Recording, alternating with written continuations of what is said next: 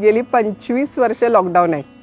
गेली 25 वर्ष मी एकाच ठिकाणी क्वारंटाईन आहे, ते म्हणजे माझ्या घरातला बेड. अगदीच कधीतरी महिन्यातून एखाद दिवस मला बाहेर यायला मिळतं. एकाच जागेवर मी बसू नये. म्हणजे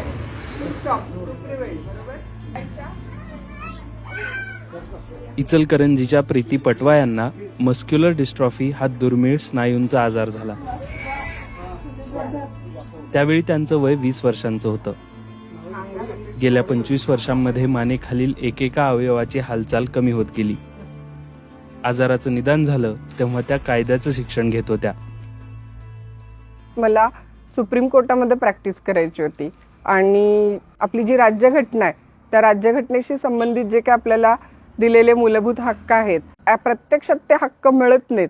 मग ते नाही मिळत आहेत, तर ज्यांना नाही मिळत आहेत त्यांना न्याय देण्यासाठी म्हणून मला काम करायचं होतं. त्यामुळे समाजाला न्याय द्यायचा या हेतूनं खरं तर मी LLBला ॲडमिशन घेतलेलं होतं. पहिले 2-3 महिने व्यवस्थित मी कॉलेजला वगैरे जात होते, पण लवकरच एक साधारण 4 महिन्यानंतर डिसेंबर 2000 एक दिवशी एका बसची पायरी चढताना माझ्या लक्षात आलं की मला काही केलं ती पायरी चढता येईना. आणि तेव्हा मला लक्षात आलं की मला काहीतरी प्रॉब्लेम झालाय. मस्क्युलर डिस्ट्रॉफी झालेल्या रुग्णांच्या हालचाली कमी होतात, चालण्या फिरण्यावर बंधनं येतात, याची जाणीव त्यांना होऊ लागली की हा मस्क्युलर डिस्ट्रॉफी म्हणून आजार आहे. 6 महिन्यातच आमच्या लक्षात आलं की वेगवेगळ्या डॉक्टरांना दाखवल्यानंतर आता आपल्याला पुढे आयुष्यात कधीच चालता येणार नाही आहे, कारण आपल्या शरीराचा एक अवयव हळूहळू निकामी होत जाणार आहे, त्याची ताकद हळूहळू कमजोर होत जाणार आहे. आम्हाला त्यावेळेला 2001 पर्यंत हे पूर्णपणे कळून चुकलेलं.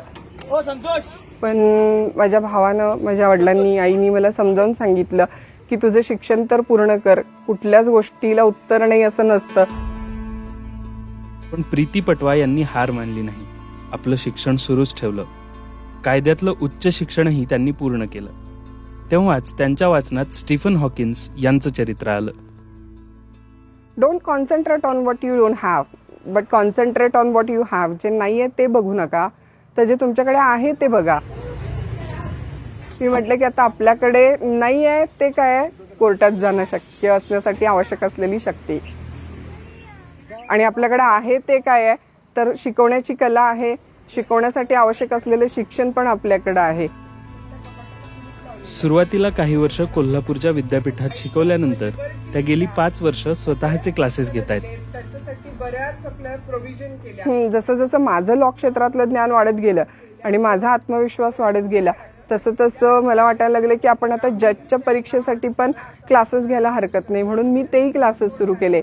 पण हे क्लासेस माझे खूप उत्तम पद्धतीने सुरू झाले. फंडामेंटल राईट्सचं चॅप्टर बघितलेलं आपण. खरं दुसरीकडे माझं शरीर मात्र मला हळूहळू साथ देत नव्हतं किंवा माझी साथ त्यानं हळूहळू कमी केलेली होती. जवळपास 2019 सालापर्यंत 20 सालापर्यंत पेन पकडायला पण हातात यायचं बंद झालेलं होतं. आपले 4 विद्यार्थी न्यायाधीश बनल्याचं प्रीती पटवा अभिमानाने सांगतात. जवळजवळ 30-40 तरी माझे विद्यार्थी उत्तम वकील म्हणून वेगवेगळ्या ठिकाणी वेगवेगळ्या न्यायालयामध्ये प्रॅक्टिस करतात. ते मला असं सांगतात की इथं आल्यानंतर असं वाटतं की आम्हाला आमच्या आयुष्यातला सगळ्यात चांगला शिक्षक भेटलेला आहे तुमच्याकडे आल्यानंतर.